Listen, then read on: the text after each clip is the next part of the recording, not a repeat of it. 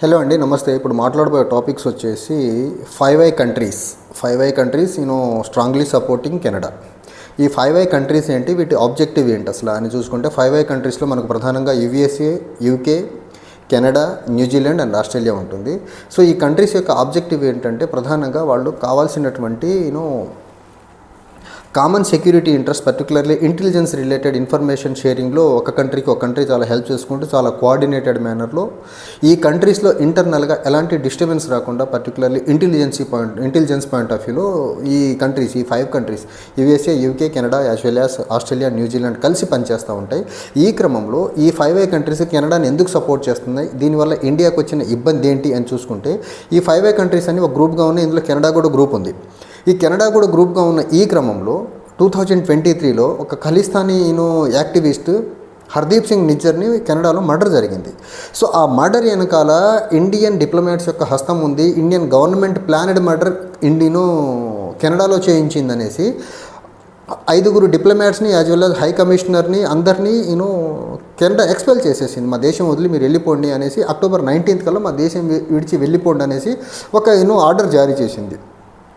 దానికి retaliatory or tit for tat మేనర్లో government of India కూడా ఇండియన్ కెనడియన్ డిప్లొమాట్స్ ఎవరైతే ఇండియాలో ఉన్నారో వాళ్ళని దేశం వదిలి, ఇంక్లూడింగ్ హై కమిషనర్ దేశం వదిలి వెళ్ళిపోవాలని వాళ్ళకు కూడా ఒక అల్టిమేటం జారీ చేసింది.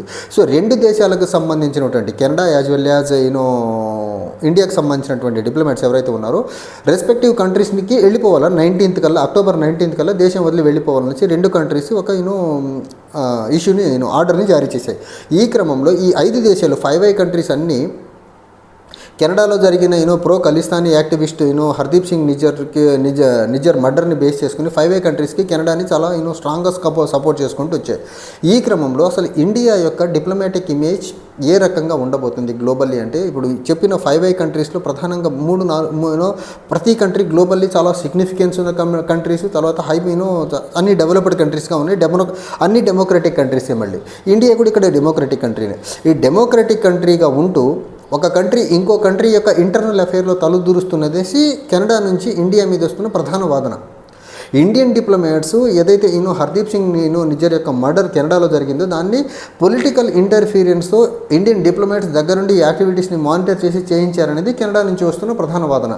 అండ్ దీన్ని బేస్ చేసుకునే కెనడియన్ లీడర్, ఒక ప్రో ఖలిస్తానీ లీడర్ కూడా హర్మిత్ సింగ్ కూడా ఖచ్చితంగా ఆర్ఎస్ఎస్ని కెనడాలో ఆర్ఎస్ఎస్ యాక్టివిటీస్ని బ్యాన్ చేయాలా, ఆర్ఎస్ఎస్ అనేది ఒక రైట్ వింగ్ ఎక్స్ట్రీమిస్ట్ వింగ్, దీన్ని ఖచ్చితంగా కెనడాలో బ్యాన్ చేయాలని ఒక వాదాన్ని నిన్నగా మొన్న తీసుకొచ్చారు ఆయన కూడా. ఈ క్రమంలో ఈ డిప్లొమాటిక్ టెన్షన్ జరుగుతున్న ఈ క్రమంలో ఒక పక్క ఇండియాకు వచ్చేసేమో మన నైబరింగ్ కంట్రీస్తో ఏ కంట్రీతో కూడా మనకు మంచి రిలేషన్స్లో బీడ్ Bangladesh, China as well as to some extent Nepal and Pakistan, sometimes with Nepal and మాల్దీవ్స్తో Nepal as well as Sri Lanka, మాల్దీవ్స్తో కూడా మనకు మంచి రిలేషన్స్ లేవు. ఈ క్రమంలో ఇప్పుడు మనకు కెనడాతో ఈ డిప్లొమాటిక్ ఏదైతే టెన్షన్ అరేంజ్ అవుతుందో దీనివల్ల ఖచ్చితంగా ఇండియా యొక్క డిప్లొమాటిక్ రిలేషన్ అక్రాస్ గ్లోబ్ ఇబ్బంది పడేదానికి నెగిటివ్ ఇమేజ్ వచ్చేదానికి ఆస్కారం ఉంటుంది. సేమ్ ఏదైతే ఇండియన్ డిప్లొమాట్స్ పొలిటికల్గా ఏ కంట్రీలో ఉన్నా కానీ అక్కడ పొలిటికల్గా ఇంటర్ఫీర్ అవుతున్నారనే అక్యూజ్ చైనా కూడా చేసింది ఇండియన్ డిప్లొమాట్స్ మీద. ఈ రకంగా దుందుడుకు చర్యలతో గవర్నమెంట్ ఆఫ్ ఇండియా డిప్లొమాట్స్ ద్వారా వేరే దేశాల యొక్క ఇంటర్నల్ అఫైర్స్లో తలదూరిస్తే ఖచ్చితంగా ఇండియా ఐసోలేట్ అయ్యేదానికి ఆస్కారం ఉంది గ్లోబల్ డిప్లొమసీలో. ఇప్పుడు మనం ప్రధానంగా చూసుకుంటే ఇక్కడ అపోజిషన్ నుంచి వస్తున్న ప్రధాన వాదన ఏంటంటే ఇది ఇండియా యొక్క ఇమేజ్, పర్టికులర్లీ ఇండియా యొక్క డిప్లొమాటిక్ ఇమేజ్కి సంబంధించిన అంశం కాబట్టి ప్రధానంగా కాంగ్రెస్ పార్టీ నుంచి వస్తున్న ఆరోపణ ఏంటి అంటే పార్లమెంట్ని కాన్ఫిడెన్స్లో తీసుకోండి before going to take any decision with respect to Canada అవ్వనివ్వండి, లేకపోతే with respect to any other country. Diplomatic point of వ్యూలో government of India any decision తీసుకునే ముందు పార్లమెంట్ని కాన్ఫిడెన్స్లో తీసుకొని పార్లమెంట్లో వివిధ పార్టీల నుంచి వచ్చిన ఏవైతే సజెషన్స్ ఉంటాయో ఆ సజెషన్స్ని బేస్ చేసుకొని ముందుకెళ్తే దేశానికి మంచిది, దేశ ఇమేజ్ని ప్రొటెక్ట్ చేసిన వాళ్ళు అవుతారు. అలా కాకుండా దుందుడుకు చర్యలతో పార్లమెంట్ని కాన్ఫిడెన్స్లో తీసుకుంటా గవర్నమెంట్ పర్టికులర్ బీజేపీ తను ఇష్టం వచ్చినట్టు చేసుకుంటా ముందుకెళ్తే కానీ గ్లోబల్లీ ఖచ్చితంగా ఇండియా ఒక ఐసోలేటెడ్ మేనర్లో ఉంటుంది, డిప్లొమాటిక్గా ఒక ఫెయిల్యూర్ గవర్నమెంట్గా మిగిలిపోయేదానికి ఆస్కారం ఉంటుంది. ఎందుకంటే ఇందాక చెప్పినట్టు ఇండియాకి పర్టికులర్లీ మన చుట్టుపక్కల ఉన్న ఏదే నేబరింగ్ కంట్రీస్తో కూడా రిలేషన్స్ బాగాలేవు. First thing and second thing, ఇప్పుడు మనకు కెనడాతో ఈ డిప్లొమాటిక్ రో స్టార్ట్ అవ్వడము, అక్కడ ఖలిస్తానీ యాక్టివిస్ట్ మర్డర్లో ఇండియా యొక్క హస్తం ఉంది. పర్టికులర్లీ వాళ్ళు కెనడియన్ గవర్నమెంట్ చెప్తున్న ఇద్దరు వ్యక్తుల పేర్లు, డైరెక్ట్గా వ్యక్తుల పేర్లే చెప్తున్నాడు. ఇందులో దీన్ని ప్రధానంగా national security adviser Ajit Doval as well as home minister ఈ యాక్టివిటీస్ని దగ్గరుండి నడిపిస్తున్నారని కెనడా అక్యూజ్ చేస్తూ ఉంది.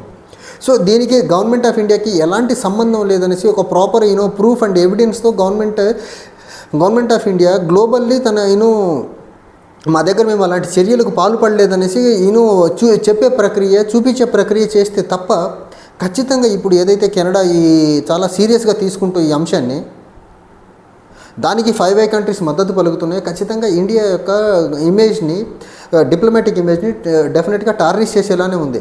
ఇంకొక అంశం ఇక్కడ మనం చూడాల్సింది ఏంటంటే, ఎందుకు ఈ ప్రో ఖలిస్తానీ మూమెంట్ కెనడాలో జరగడము, కెనడా గవర్నమెంట్ ఇంత సీరియస్గా తీసుకుని 5 డిప్లొమాట్స్ని ఇండియాకి బ్యాక్ పంపించడం, తర్వాత ఇక్కడున్న డిప్లొమాట్స్ని గవర్నమెంట్ ఆఫ్ ఇండియా కూడా వెనక పంపిస్తుందంటే, ప్రధానంగా కెనడియన్ పాలిటిక్స్లో సిక్ పాపులేషన్ చాలా ఎక్కువ ఉంటుంది. సిక్ పాపులేషన్ చాలా డిసైడింగ్ ఓట్ బ్యాంక్ అక్కడ. సో ఆ ఓట్ బ్యాంక్ని ప్రొటెక్ట్ చేసుకునేదానికి డెఫినెట్గా కెనడియన్ గవర్నమెంట్ సిక్కి అనుకూలంగానే డెసిషన్స్ తీసుకుంటారు. అందులో సిక్లో ప్రో ఖలిస్తాన్లు అక్కడ ఉన్నా కూడా వాళ్ళకి అగెనిస్ట్గా కెనడా వెళ్ళేదానికి ఆస్కారం లేదు, ఎందుకంటే అదొక మేజర్ ఓట్ బ్యాంక్. సో ఇండియాలో ఎలా రిలీజియస్ ఓట్ బ్యాంక్ పాలిటిక్స్ జరుగుతూ ఉందో, కెనడాలో కూడా అలానే రిలీజియస్ ఓట్ బ్యాంక్ పాలిటిక్స్ జరుగుద్ది కదా. సో ఆ క్రమంలో అక్కడున్న రిలీజియస్లీ డామినెంట్ కమ్యూనిటీ అవనివ్వండి, లేకపోతే పాలిటిక్స్ని సిగ్నిఫికెంట్గా ఇన్ఫ్లుయెన్స్ చేసే కమ్యూనిటీ యొక్క ఇంట్రెస్ట్ని కాదనుకుని అక్కడ కెనడియన్ గవర్నమెంట్ పనిచేసేదానికి ఆస్కారం లేదు కదా. ఇక్కడ బీజేపీ ఎలా హిందుత్వ ఎజెండాతో వెళ్తుందో, హిందుత్వ ఎజెండాతో ముందుకెళ్ళి ఓట్లు దండుకొని అధికారంలో ఉండాలని కోరుకుంటుందో, అక్కడ సిక్ పాపులేషన్ యొక్క ఓట్ బ్యాంకుని తీసుకొని పవర్లో ఉండాలని అక్కడున్న ఏ పార్టీ అయినా కోరుకుంటుంది.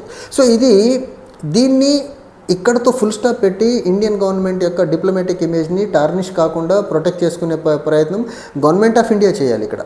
ఎందుకంటే ఇప్పుడు మనం చూసుకున్నట్లయితే ఈ 5 కంట్రీస్ ఏవైతే ఉన్నాయో, ఈ కంట్రీస్ అన్నిటితో ఇండియాకు చాలా సిగ్నిఫికెంట్ డీపర్ రిలేషన్స్ ఉన్నాయి. యుఎస్ఏతో కానివ్వండి, యూకేతో కానివ్వండి, ఆస్ట్రేలియాతో, ఫర్ దట్ మ్యాటర్ న్యూజిలాండ్తో కూడా. వీటన్నిటితో పాటు Indian population, particularly working population చాలా ఎక్కువ కెనడాలో ఉంది. వాళ్ళు ఇబ్బంది పడతారు. అక్కడ కెనడా వెళ్ళి చదువుకునేదానికి స్టూడెంట్స్ అక్కడ స్ట్రక్ అయి ఉన్నారు, వాళ్ళు ఇబ్బంది పడతారు. డిప్లొమాటిక్ రిలేషన్ ఎప్పుడు దెబ్బతింటం వల్ల అక్కడ ఇప్పుడు కెనడాలో చదువుతున్న స్టూడెంట్స్కి కానీ, లేకపోతే అక్కడ ఎంప్లాయ్మెంట్ పరంగా వెళ్ళిన ఎంప్లాయీస్కి కానీ ఇప్పుడు వెళ్ళి చెప్పుకునేదానికి అక్కడ హై కమిషనర్ కానీ డిప్లొమాట్స్ ఆఫీస్ అన్నీ క్లోజ్ అయి ఉన్నాయి. సో దీన్ని బేస్ చేసుకుని అక్కడున్న Indian diaspora, particularly Indian community, education కోసం వెళ్ళిన స్టూడెంట్స్ కానివ్వండి, ఎంప్లాయ్మెంట్ కోసం వెళ్ళిన ఎంప్లాయీస్ ఇంట్రెస్ట్ని దృష్టిలో పెట్టుకున్న గవర్నమెంట్ ఆఫ్ ఇండియా కొంచెం డెలికేట్గా బిహేవ్ చేస్తే బాగుంటుంది. ఇక్కడ గవర్నమెంట్ ఆఫ్ ఇండియా కొంచెం దీన్ని బ్యాలెన్స్డ్గా ఈ పర్టికులర్ ఆస్పెక్ట్ని డీల్ చేయకపోతే డెఫినెట్గా అక్కడున్న ఇండియన్ డయాస్పోరా ఇబ్బంది పడేదానికి ఆస్కారం ఉంటుంది. Thank you.